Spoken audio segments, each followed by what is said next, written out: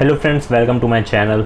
आज के इस वीडियो में आप सीखेंगे कि इनकम टैक्स रिटर्न क्या होता है एंड कितने तरह का होता है। इनकम टैक्स ITR 1, 2, 3, कौन से केसेस में आपको ITR 1 फाइल करना चाहिए, कौन से केसेस में ITR 2, 3, 4। तो ये 4 ITR मेन होते हैं एंड इसके बाद भी ITRs होते हैं ITR 5, 6, 7। तो वो किस लिए यूज़ आते हैं, तो ये सारी बात करेंगे इन दिस वीडियो। सो सबसे पहले समझते हैं कि इनकम टैक्स रिटर्न यानी ITR होता क्या है। तो ITR में हम दो चीज़ें इनकम टैक्स डिपार्टमेंट को बताते हैं। पहला, कितना हमने इनकम अर्न किया है एंड सेकंड, कितना उस पर टैक्स बन रहा है। तो ये दो डिटेल्स हम इनकम टैक्स डिपार्टमेंट को बताते हैं through income tax return. And ITR अपन को कौन सा फाइल करना है ये डिपेंड करता है 3 चीज़ों पे। तो वो 3 चीज़ें क्या है? सबसे पहला, सोर्सेस ऑफ इनकम, यानी हमने वो इनकम अर्न की कहाँ से है। ओके, जो सोर्स है उस पर डिपेंड करता है कि हमें कौन सा ITR भरना है। लाइक हमने कोई बिज़नेस किया है, उससे अपन को कोई भी प्रॉफिट हुआ है, उसके लिए अपन को ITR भरना है तो हमें ITR 3 फाइल करना पड़ेगा, राइट। अगर सैलरी इनकम है हमारी ओनली, देन ITR 1 फाइल करेंगे तो भी चलेगा। तो इस तरीके से जो सोर्स होता है उस पर डिपेंड करता है कौन सा ITR अपन को फाइल करना है। सेकेंड, अमाउंट ऑफ इनकम, एक लिमिट भी दी गई है कि उसके बाद अगर आपकी इनकम इंक्रीज़ हो जाती है तो उस केस में आप ITR 1 फाइल नहीं कर सकते। ओके, तो इसीलिए अमाउंट ऑफ इनकम पे भी डिपेंड करता है कि हमें कौन सा ITR फाइल करना है। And the last is category of tax payer, यानी वो जो टैक्स पेयर है वो क्या है, इंडिविजुअल है, हिंदू अनडिवाइडेड फैमिली है, कंपनी है, फर्म है। तो इस पर भी डिपेंड करता है कि हमें कौन सा ITR फाइल करना चाहिए। नेक्स्ट अब सबसे पहले समझ लेते हैं कि ITR 1, जिसको सहज भी कहते हैं, तो ये कब अपन फाइल कर सकते हैं। ओके, तो सबसे पहले अगर आपका इनकम फ्रॉम सैलरी है या फिर पेंशन से आपकी इनकम आ रही है, देन आप ITR 1 फाइल कर सकते हैं। या फिर आपकी इनकम फ्रॉम हाउस प्रॉपर्टी है, बट हाउस प्रॉपर्टी में अपन को एक चीज़ ध्यान रखनी है, कोई भी ब्रॉड फॉरवर्ड लॉस जो है, यानी प्रीवियस ईयर में आपने हाउस प्रॉपर्टी में कोई भी लॉस किया है, वो कैसे होता है, जब भी अपन लोन लेते हैं ऑन हाउस प्रॉपर्टी। ओके, तो उस केस में आप लॉस क्लेम कर सकते हैं, यानी जो भी इंटरेस्ट पे करते हैं आप उस लोन के लिए, तो उस केस में आपका लॉस आता है इनकम फ्रॉम हाउस प्रॉपर्टी में। तो उस केस में कोई भी तरह का ब्रॉड फॉरवर्ड लॉस है प्रीवियस ईयर का, वो आप कैरी फॉरवर्ड कर रहे हैं, देन उस केस में आप ITR 1 फाइल नहीं कर सकते। अदरवाइज आप इनकम फ्रॉम 1 हाउस प्रॉपर्टी है आपकी अगर, देन आप ITR 1 फाइल कर सकते हैं। ओके, तो दो चीज़ें ध्यान रखनी है इसमें, एक इनकम फ्रॉम 1 हाउस प्रॉपर्टी होना चाहिए, दूसरी किसी भी तरह का ब्रॉड फॉरवर्ड लॉस जो है वो प्रीवियस ईयर का हम नहीं लेके आ रहे हैं। Okay, and next is income from other sources. अगर कोई भी अदर सोर्सेज से आपकी इनकम आ रही है, but excluding winning from lotteries या income from race horses. Okay, यानी इनकम फ्रॉम लॉटरी जो भी होती है उसकी इनकम है अगर, देन आप ITR 1 फाइल नहीं कर सकते।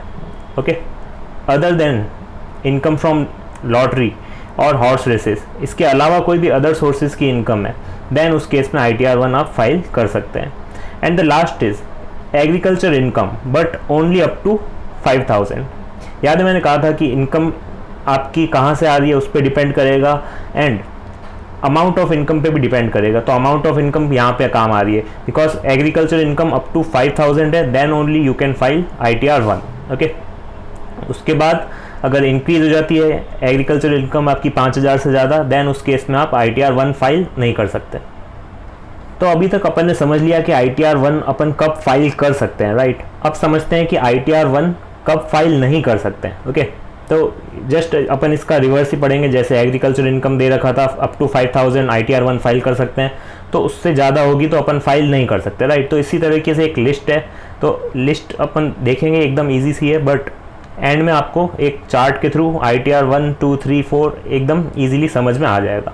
तो स्टार्ट करते हैं। ITR 1 अपन कब फाइल नहीं कर सकते। ओके, तो ये लिस्ट आप देख सकते हैं। सबसे पहला, अगर आपकी टोटल इनकम एक्सीड कर रही है 50 लाख रुपीज़ से, देन उस केस में आप ITR 1 फाइल नहीं कर सकते। ओके, या फिर आपका एग्रीकल्चर इनकम वो एक्सीड कर रहा है ₹5000 से, then also you can not file ITR 1। या फिर आपका कैपिटल गेन्स है, देन ऑल्सो आप ITR 1 फाइल नहीं कर सकते, बिकॉज अपन ने देखा था कि इनकम फ्रॉम अदर सोर्सेज होगी चलेगा, and income from house property होगी तो भी चलेगा, एंड इनकम फ्रॉम सैलरी होगी तो चलेगा, but income from capital gain नहीं होना चाहिए। और यहाँ पे भी दे रखा है इनकम फ्रॉम कैपिटल गेन है, देन आप ITR 1 नहीं फाइल कर सकते। ओके, तो इस तरीके से ये लिस्ट तैयार की गई है। नेक्स्ट इज़, अगर बिजनेस प्रोफेशन से है कोई income, then also you can not file. अगर आपकी मोर देन 1 हाउस प्रॉपर्टी से इनकम आ रही है देन ऑल्सो आप ITR 1 फाइल नहीं कर पाएंगे। एंड अगर आप डायरेक्टर हैं किसी भी कंपनी में देन ऑल्सो ITR 1 फाइल नहीं कर सकते। And if you have investments in unlisted equity shares at any time during the financial year, okay, यानी जो फाइनेंशियल ईयर है उसमें आपने किसी भी कंपनी में अनलिस्टेड इक्विटी शेयर्स जो है वो आपने लेके रखे हैं, ओके, इन्वेस्टमेंट कर रखा है उसमें, देन ऑल्सो आप ITR 1 के लिए एलिजिबल नहीं है, okay. And next is owning asset including financial interest in any equity outside India. आपने आउटसाइड इंडिया कोई भी फाइनेंशियल इंटरेस्ट क्रिएट कर रखा है किसी एंटिटी में, ओके, एसेट आपने परचेज कर रखी है। इंक्लूडिंग साइनिंग अथॉरिटी, अगर आपकी बाहर कोई साइनिंग अथॉरिटी है, लाइक आपने प्रॉपर्टी परचेज कर रखी है आपके नाम पे है वो, तो कोई किसी भी तरह की साइनिंग अथॉरिटी भी है आपकी located outside India, then also वो एसेट माना जाएगा एंड आप ITR 1 फाइल नहीं कर पाएंगे। And if you are resident but not ordinary resident, अब ये रेसिडेंट नॉट ऑर्डिनरी रेसिडेंट क्या होता है ये मैं अलग से वीडियो बना दूंगा जिसमें आपको क्लैरिटी मिल जाएगी कि रेसिडेंट क्या होता है। और रेसिडेंट में 2 टाइप के होते हैं, रेसिडेंट ऑर्डिनरी रेसिडेंट या फिर resident but not ordinary resident, okay, and एक होता है नॉन रेसिडेंट। तो 3 तरीके की कैटेगरी होती है, तो वो कब होती है कब नहीं होती है वो एक अलग वीडियो में मैं क्लियर कर दूंगा। And next is having any foreign income, आपकी कोई भी फॉरेन से इनकम आ रही है देन ऑल्सो ITR 1 नहीं फाइल किया जाएगा। And next is if you are assessable in respect of income of another person, तो ये कब होता है, क्लबिंग प्रोविजंस जब अप्लाई होते हैं, ओके।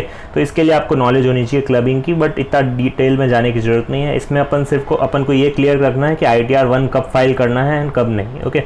तो ये डिटेल में जाने के लिए आपको अलग से क्लबिंग प्रोविजंस पढ़ने पड़ेंगे एंड और डिटेल में पढ़ना पड़ेगा आपको, राइट। जैसे कि नेक्स्ट है if tax has bin deducted under 194N, तो इसमें आपको 194N की नॉलेज होनी चाहिए, इसके लिए एक अलग वीडियो बना रखी है तो आप देख सकते हैं, ओके। इस केस में क्या होता है, बैंक से जब भी कैश विड्रॉल करते हैं एक पर्टिकुलर लिमिट से ज़्यादा तो बैंक जो है वो TDS डिडक्ट करता है अंडर सेक्शन 194N। तो अगर आपका TDS डिडक्ट हुआ है अंडर 194N तो आप ITR 1 फाइल नहीं कर पाएंगे, okay. And if in case in case payment और deduction of tax has been deferred on ESOP, okay, employ stock option plan, तो उस केस में भी आप ITR 1 फाइल नहीं कर पाएंगे। And the last is if you have any brought forward business loss, okay, और loss needs to be carry forward under any income head, okay. यानी आप बेसिकली क्या कर रहे हैं, प्रीवियस ईयर यानी पिछला उससे प्रीवियस ईयर से जो पहले का साल है उसका जो भी लॉस है आप वो कैरी फॉरवर्ड कर रहे हैं, तो उस केस में भी आप ITR 1 फाइल नहीं कर पाएंगे।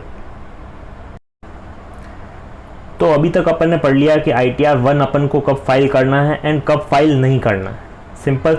अब अपन बात करेंगे ITR 2 अपन को कब फाइल करना है। तो सिंपल सी बात है, जो पॉइंट्स थे ITR 1 में एलिजिबिलिटी के जो अपन ने लास्ट स्लाइड में पढ़ा तो वो सारे यहाँ पे आ जाएंगे, राइट। बिकॉज अगर वहाँ फाइल नहीं कर सकते तो अपन को यहाँ फाइल करना पड़ेगा, राइट।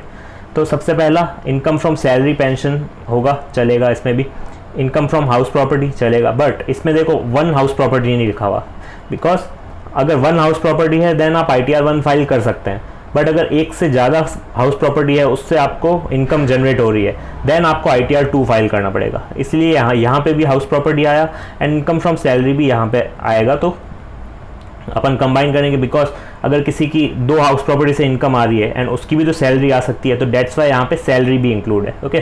तो इनकम फ्रॉम सैलरी भी आएगा यहाँ पे, इनकम फ्रॉम हाउस प्रॉपर्टी भी, and income from other sources भी आएगा। अब यहाँ पे भी अदर सोर्सेज आया, बट यहाँ पे including winnings from lottery and horse races है, बिकॉज ITR 1 में एक्सक्लूडेड था तो यहाँ पे इंक्लूडेड किया है, यानी ITR 1 फाइल नहीं करना है। जिसके भी इनकम फ्रॉम लॉटरी है वो ITR 2 फाइल करेगा, ओके।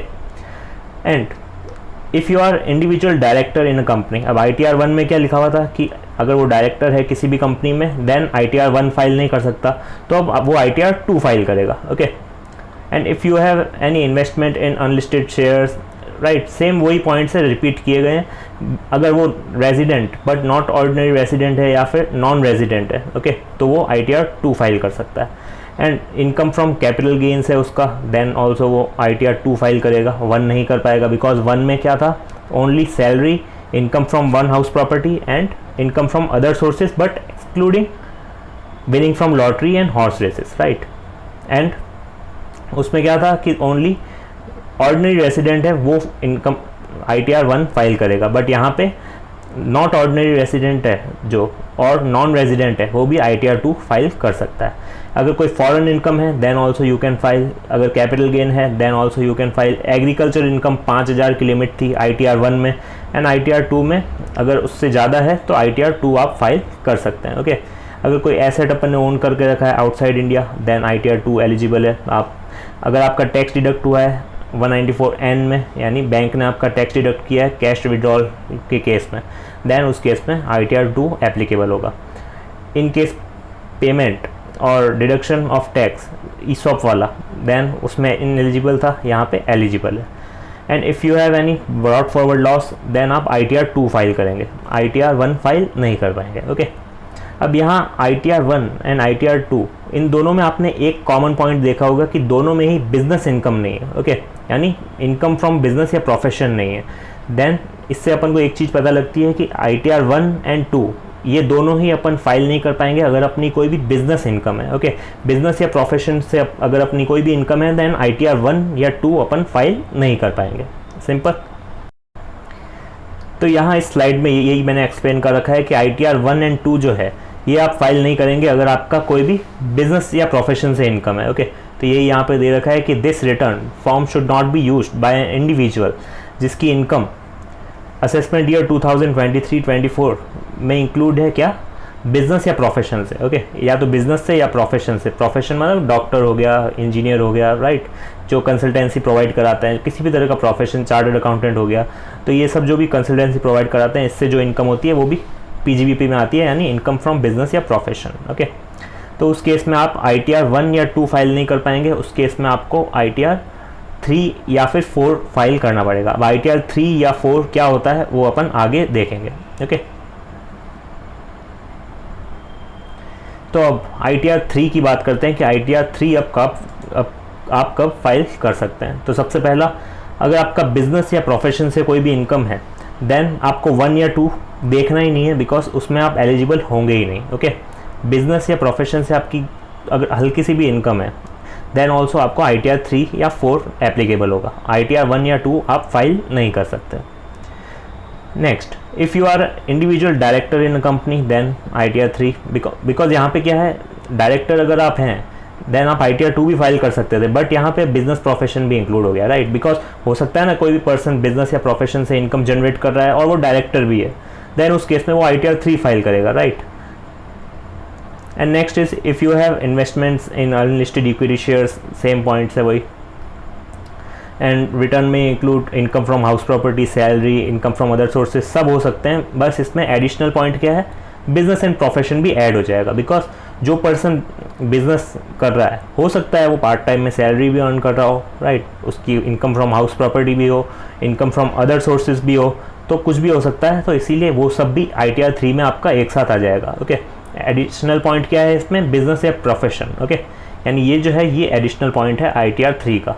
बिजनेस या प्रोफेशन से कोई भी इनकम होगी तो ITR 1 या 2 को आपको देखना ही नहीं है। ओके, बिकॉज वो एप्लीकेबल होंगे ही नहीं, हो ही नहीं सकते। And the last is income of a person as a partner in firm. Okay, यानी कोई भी पार्टनरशिप फर्म है, पार्टनरशिप फर्म का रिटर्न नहीं है, पार्टनरशिप फर्म है, वो उससे जो भी इनकम आ रही है उस पर्टिकुलर पर्सन को, तो वो ITR 3 में एप्लीकेबल होगी, बिकॉज ITR वो as a business income treat की जाती है। भले एज अ रेम्यूनरेशन अर्न कर रहा हो, एज अ सैलरी अर्न कर रहा हो, फिर भी उसको एज अ बिजनेस ही ट्रीट किया जाता है, बिकॉज वो पार्टनरशिप फर्म अपने पार्टनर को वो इनकम प्रोवाइड करा रही है, राइट। तो income of a person as a partner in the firm, उसको भी ITR 3 में एप्लीकेबल किया जाएगा। नेक्स्ट जो है वो है ITR 4, जिसको सुगम भी कहते हैं। तो इसमें बेसिकली क्या होगा, जो आपका टर्नओवर है उसके परसेंट, 1% होगा, उसके बेस पे वो आपका प्रॉफिट मान लिया जाएगा। फॉर एग्जांपल ये जो 45 ADA है, इसमें क्या है, प्रोफेशनल इनकम जो होती है, फॉर एग्जांपल डॉक्टर है कोई, ओके, तो उसकी जो भी कंसल्टेंसी होती है, जो भी वो करता है, तो उस केस में क्या होगा, जितनी भी आप उसकी प्रोफेशनल इनकम होगी, ओके, जो भी ग्रॉस रिसीप्ट्स होगी, उसका 50% जो है वो उसका प्रॉफिट मान लिया जाएगा। और उस केस में क्या होगा, उसको ऑडिट वगैरह कुछ कराने की ज़रूरत नहीं है, कोई भी बुक्स ऑफ अकाउंट्स वगैरह इतने मेंटेन करने की ज़रूरत नहीं है। तो इससे रिलैक्सेशन दिया गया है उनको जो क्या कर रहे हैं, वो मान रहे हैं कि हाँ 50% मेरा प्रॉफिट है, ये आप उस पर टैक्स पे कर लीजिए। ओके, तो इस तरीके से वो जो लोग हैं वो ITR 4 ऑप्ट कर सकते हैं। इसमें इसको प्रेजम्पटिव टैक्सेशन कहा जाता है, और एक एक सेक्शन की वीडियो मैंने बना रखी है। 44AD जो है वो बिज़नेस के लिए है, उसमें 2% होते हैं, 8% एंड 6%, यानी जितना भी टर्नओवर है उसका 8% मान लिया जाएगा आपका प्रॉफिट है, उस पर आपको टैक्स पे करना पड़ेगा। एंड अगर आपकी डिजिटल मतलब जो अकाउंट में आपका डिजिटली मतलब एज ए डिजिटल मोड में आपका जो भी पेमेंट है वो रिसीव हो रहा है, देन उस केस में उस पर 6% भी लग जाएगा। ओके, यानी 6% होगा in case of digital mode and 8% होगा नॉर्मल आपका, अगर कैश में भी है तो 8% मान लिया जाएगा कि 8% आपका प्रॉफिट है। ओके, तो ये आप डिटेल में पढ़ सकते हैं, जो सेक्शंस मैंने वीडियो बना रखी है 44AD and 44ADA। And 44AE होता है वो ट्रक्स वगैरह के लिए होता है, जो ट्रांसपोर्ट जो फ्लाइंग वगैरह के लिए होते हैं, जो ट्रांसपोर्ट के ऑपरेशंस होते हैं उसके लिए, तो उसकी भी वीडियो बना रखी है, तो ये आप डिटेल में पढ़ सकते हैं। तो ITR 4 किस के लिए हो गया, जो प्रिजम्पटिव टैक्सेशन है उसके लिए। बट इसमें भी एक लिमिट है कि इनकम फ्रॉम सैलरी या पेंशन जो है वो अप टू 50 लाख होनी चाहिए। इनकम फ्रॉम हाउस प्रॉपर्टी वो भी 50 लाख से ज़्यादा नहीं होनी चाहिए, एक्सक्लूडिंग जो amount of broad forward loss है या लॉस जो कैरी फॉरवर्ड कर रहे हैं आप। ओके, तो उसको हटा के मोर देन 50 लाख की income from one house property नहीं होनी चाहिए। And income from other sources वो भी जो है वो नॉट मोर देन 50 लाख होने चाहिए, यानी बेसिकली 50 लाख की एक लिमिट है, उससे ज़्यादा नहीं होना चाहिए। और भी कुछ केसेस है जिसमें आप ITR 4 फाइल नहीं कर सकते हैं। तो ये सिंपल से केसेस है जो अपन ऑलरेडी पढ़ चुके हैं, बस उसको रिपीट किया गया है। बिकॉज उस केस में क्या होगा, वो आपको ITR 3 नॉर्मल फाइल करना पड़ेगा, जिसमें आपको बुक्स ऑफ अकाउंट्स मेंटेन करानी पड़ेगी। एंड अगर आपका वो टर्नओवर क्रॉस हो जाता है 1 करोड़ से ज़्यादा, देन उस केस में आपको ऑडिट भी करानी पड़ेगी। ओके, ITR 3 फाइल करना पड़ेगा उस केस में। अगर आपका इनमें से कोई भी केस है, देन आप ITR 4 फाइल नहीं कर सकते। तो सबसे पहला, if your total income exceed कर जाती है 50 लाख से, देन आप ITR 4 फाइल नहीं कर सकते। अगर आपकी मोर देन 1 हाउस प्रॉपर्टी से इनकम है, देन नहीं कर सकते। अगर आपका फॉरेन एसेट है, कोई साइनिंग अथॉरिटी है बाहर, या फिर इनकम है कोई आउटसाइड इंडिया से, या फिर आप डायरेक्टर हैं, या कि इन्वेस्टमेंट है किसी भी अनलिस्टेड शेयर्स में, या फिर आप रेजिडेंट या बट नॉट ऑर्डिनरी रेजिडेंट है, या फिर आप नॉन रेजिडेंट है, देन ऑल्सो आप ITR 4 फाइल नहीं कर सकते। आपको ITR 3 ही फाइल करना पड़ेगा इन केस आपका बिजनेस इनकम है। ओके, कोई भी फॉरेन इनकम है, then also ITR 3 will be applicable, ITR 4 you can not file. And if जो क्लबिंग के प्रोविजंस है वो उसी की बात की गई है यहाँ पे। एंड ESOP वाला पॉइंट जो अपन ऑलरेडी पढ़ चुके हैं। एंड अगर ब्रॉड फॉरवर्ड लॉस है या फिर loss needed to be carry forward है under any income head, then also आपको ITR 3 ही फाइल करना पड़ेगा। ओके, बिकॉज ITR 4 में सिंपल है, एक पर्टिकुलर परसेंट जो है वो अप्लाई होता है ग्रॉस टर्नओवर पे या फिर ग्रॉस रिसीट पे, एंड वो आपकी प्रेजेंटिव इनकम मान ली जाती है। ओके, उस पर आपको टैक्स पे कर देना पड़ता है। एंड उस केस में आपको ना ऑडिट की ज़रूरत है, ना प्रॉपर बुक्स ऑफ अकाउंट्स जो मेंटेन करने की रिक्वायरमेंट होती है उसकी भी ज़रूरत नहीं पड़ती है। राइट, तो ये सारी चीज़ें हैं ITR 4 में। ओके, तो नेक्स्ट, अभी तक अपन ने बात की इंडिविजुअल HUF की। ओके, जो इंडिविजुअल HUF है वो किस तरीके से ITR 1, 2, 3, 4 इन सब में से कौन सा उन पे एप्लीकेबल होगा। तो इसमें आपको लिमिट्स वगैरह सब ध्यान हो गई होगी, और आपको समझ में आ गया होगा कि क्यों। सबसे पहली जो स्लाइड थी उसमें मैंने बताया था कि 3 चीज़ों पर डिपेंड करता है। पहला, सोर्स ऑफ इनकम, यानी कहाँ से आप इनकम जनरेट कर रहे हैं, लाइक फॉरेन से कर रहे हैं तो उस केस में डिफरेंट ITR हो जाता था। राइट, या फिर कैपिटल गेन है आपका, ITR 1 फाइल नहीं कर सकते। बिजनेस है आपका, देन ITR 1 एंड 2 दोनों ही फाइल नहीं कर सकते। तो इसीलिए सोर्स ऑफ इनकम पे डिपेंड करता है। Second, amount of income, because 50 lakh की लिमिट थी, एग्रीकल्चर इनकम में भी लिमिट थी। राइट, तो उस पर भी डिपेंड करता है कौन सा ITR फाइल करेंगे। एंड कैटेगरी पे भी डिपेंड करता है, बिकॉज अभी तक अपन ने पढ़ा इंडिविजुअल HUF के लिए, अब अपन बात करेंगे कंपनी फर्म के लिए, ट्रस्ट के लिए। राइट, तो उस केस में इंडिविजुअल है, HUF है, या फर्म है, LLP है, कंपनी है, तो उस केस में डिफरेंट ITRs अपन पढ़ेंगे। अभी तक अपन ने पढ़ा इंडिविजुअल एंड HUF के लिए ओनली। राइट, तो ITR 5 जो है वो किसके लिए है, फर्म्स के लिए। अब इसमें एक चीज़ ध्यान रखनी है, ITR 3 में जो मैंने बताया था कि फर्म अगर पार्टनर को किसी भी तरह का रेम्यूनरेशन देती है, सैलरी देती है, देन वो टैक्सेबल होगा ITR 3 में। राइट, बट फर्म की जो इनकम है वो फर्म के हाथ में टैक्सेबल होगी, एंड उसको क्या करना पड़ेगा, रिटर्न फाइल करना पड़ेगा, फर्म यानी फर्म का भी रिटर्न फाइल करना पड़ता है, तो उस केस में उसको ITR 5 यानी फर्म के केस में ITR 5 एप्लीकेबल होगा। या लिमिटेड लाइबिलिटी पार्टनरशिप्स जो होती है, एसोसिएशन ऑफ पर्सनस होते हैं, बॉडी ऑफ इंडिविजुअल्स होते हैं, artificial juridical person, estate of deceased, estate of insolvent, business trust, investment fund, ये सारे जो हैं इनको ITR 5 फाइल करना पड़ेगा। ओके, यानी इनके केस में ITR 5 जाएगा।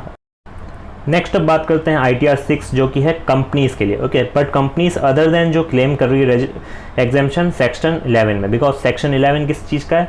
ट्रस्ट का, यानी चैरिटेबल पर्पस या रिलीजियस पर्पस के लिए जो ट्रस्ट काम करते हैं उसका है, तो उसके लिए अलग ITR है, इसीलिए यहाँ पे एक्सक्लूड किया गया है। बट अदर जो कंपनीज़ है वो सारी यहाँ पे ITR 6 फाइल करेगी। ओके, तो कंपनीज़ के लिए क्या हो गया? ITR 6। तो अभी तक क्या पढ़ा अपन ने? ITR 5 किसके लिए?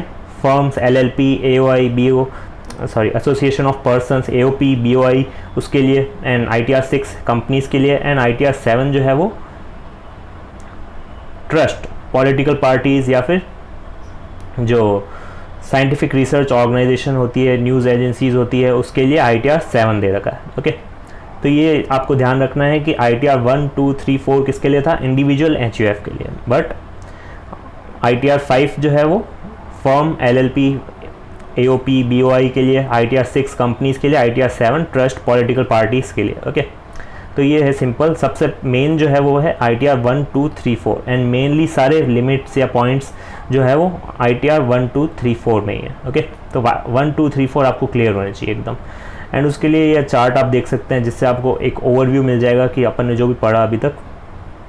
तो यहाँ सबसे पहले अगर अपन देखें, अगर आपको दिख पा रहा है, बिकॉज फंट साइज़ जो है वो काफ़ी छोटा है, तो सबसे पहले ITR 1 की बात करते हैं। ये एप्लीकेबल किस पे है?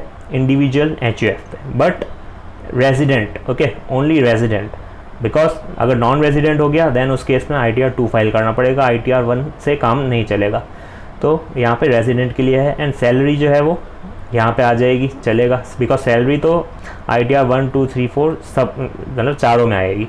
एंड उसके बाद आप कहेंगे कि नो क्यों लिखा हुआ है? बिकॉज उसके बाद नो इसीलिए लिखा हुआ है बिकॉज फर्म जो है उसकी कोई सैलरी नहीं होती, बिकॉज फर्म थोड़ी कहीं काम करती है, या कंपनी भी कहीं काम नहीं करती, बिकॉज ये तो इंडिविजुअल ही काम कर सकता है ना। तो इसीलिए 1, 2 एंड 3, 4 में ही सैलरी को यस लिखा गया है। एंड हाउस प्रॉपर्टी जो है उस केस में क्या होगा? ITR 1 अगर फाइल कर रहे हैं तो 1 हाउस प्रॉपर्टी चलेगी। एंड बिजनेस इनकम नहीं होनी चाहिए ITR 1 में, 2 में भी नहीं होनी चाहिए। कैपिटल गेन 1 में नहीं होना चाहिए, बट अगर कैपिटल गेन है तो ITR 2 अपन को फाइल करना पड़ेगा, बिकॉज ITR 2 में कैपिटल गेन्स हो सकता है। एंड ITR ये जो अदर सोर्सेज है उसमें भी ITR 1 में चलेगा, बट इसमें एक पॉइंट ध्यान रखना है आपको, जो विनिंग फ्रॉम लॉटरी है वो नहीं होना चाहिए ITR 1 में, बट ITR 2 आप फाइल कर सकते हैं विनिंग फ्रॉम लॉटरी है अगर। ओके, तो ये छोटे छोटे जो पॉइंट्स हैं ये ITR 1, 2, 3, 4 में ही हैं, ये आपको ध्यान रखने पड़ेंगे। और वो आपको अब सबकी हर तरह की इनकम तो होगी नहीं, बिकॉज ऐसा तो है नहीं आपकी फॉरेन से भी इनकम आ रही है, आपने अनलिस्टेड शेयर्स में भी इन्वेस्टमेंट कर रखा है। कुछ जो पॉइंट्स होंगे वो आपको ध्यान रखने होंगे, जिससे आप डिसाइड कर सकते हैं कि आप ITR 1 फाइल करेंगे या ITR 2 फाइल करेंगे, राइट। अगर आपका नॉर्मल सैलरी से इनकम आ रही है या अदर सोर्सेज से इनकम आ रही है, राइट। एंड एग्जाम्ड इनकम यानी जो एग्रीकल्चर से इनकम है उसकी लिमिट दे रखी है, अप टू 5000 है, ITR 1 फाइल कर सकते हैं। अगर उससे ज़्यादा है तो ITR 2 फाइल कर सकते हैं। लॉटरी इनकम नहीं हो सकती ITR 1 में, ITR 2 में हो सकती है। फॉरेन एसेट से या फॉरेन इनकम नहीं हो सकती 1 में। एंड कैरी फॉरवर्ड लॉस भी नहीं कर सकते 1 में, बट 2 में कर सकते हैं ये दोनों। ओके, तो ITR 1 एंड 2 इस तरीके से हो सकता है। एंड ITR 3 एंड 4 जो है बिजनेस से रिलेटेड है, एंड इसमें इंडिविजुअल HUF या partner of a firm, okay, ये तीनों फाइल कर सकते हैं ITR 3। इसमें सैलरी हो सकती है, हाउस प्रॉपर्टी हो सकती है, बिजनेस इनकम हो सकती है, यानी इसमें सभी हो सकते हैं। ऑल यस आपको दिखाई देगा, बिकॉज ITR 3 में आपको सब, अगर कहीं पे भी कुछ अड़ रहा है देन ITR 3 आपको ध्यान रखना है, बिकॉज ITR 3 में सब कुछ है। बिजनेस है आपका ITR 3, लॉटरी इनकम है ITR 3, सैलरी है ITR 3, ओके। ITR 3 में सब आएंगे। बस आपको एक चीज़ ध्यान रखनी है, बिजनेस है अगर आपका तो आपको ITR 3 एंड 4 को टच करना है, अदरवाइज 1 एंड 2 में आपका काम हो जाएगा। एंड ITR 4 की बात करें तो इसमें 1 हाउस प्रॉपर्टी से अगर इनकम है आपकी देन ITR 4 आप फाइल कर सकते हैं। प्रिजम्पटिव बिजनेस इनकम है, इसमें आपको 1% दिया जाएगा, यानी जो अगर आपका बिजनेस है तो 8 या 6% आपको अप्लाई करना है अपने टर्नओवर पे, एंड वो जो परसेंट से रिजल्ट आएगा वो आपकी इनकम मान लिया जाएगा, ओके, विदाउट एनी डिडक्शन। फिर आप ये नहीं कह सकते कि मेरा इतना खर्चा लगा, मेरा तो कम है इनकम, वो आप नहीं कह सकते। आपका 8% सीधा सीधा आपका इनकम मान लिया जाएगा। एंड इसमें भी एग्रीकल्चर का पॉइंट है यहाँ पे, अप टू 5000 होना चाहिए, राइट। एंड कैपिटल गेन नहीं होना चाहिए, ये पॉइंट आपको ध्यान रखना है। कैपिटल गेन नहीं, लॉटरी इनकम नहीं होनी चाहिए, फॉरेन एसेट से कोई इनकम नहीं होनी चाहिए, कैरी फॉरवर्ड लॉस वगैरह नहीं होना चाहिए, ओके। एंड नेक्स्ट आप पार्टनरशिप फॉर्म LLP देख सकते हैं। सब यस है, बस सैलरी नो है, बिकॉज फर्म को तो सैलरी दे नहीं सकते, राइट। फर्म को सैलरी मिलती भी नहीं है, एंड कंपनी भी सैलरी अर्न नहीं करती, ट्रस्ट भी सैलरी अर्न नहीं करता, इसीलिए इन तीनों में सब कुछ यस है बट सैलरी में नो है, ओके। तो ये चार्ट से बेसिकली आपको इजीली समझ में आ जाना चाहिए। अगर आपने पूरी वीडियो नहीं भी समझी है बट आप चार्ट देख के समझ रहे हैं, देन आपको इजीली समझ आ जाएगा।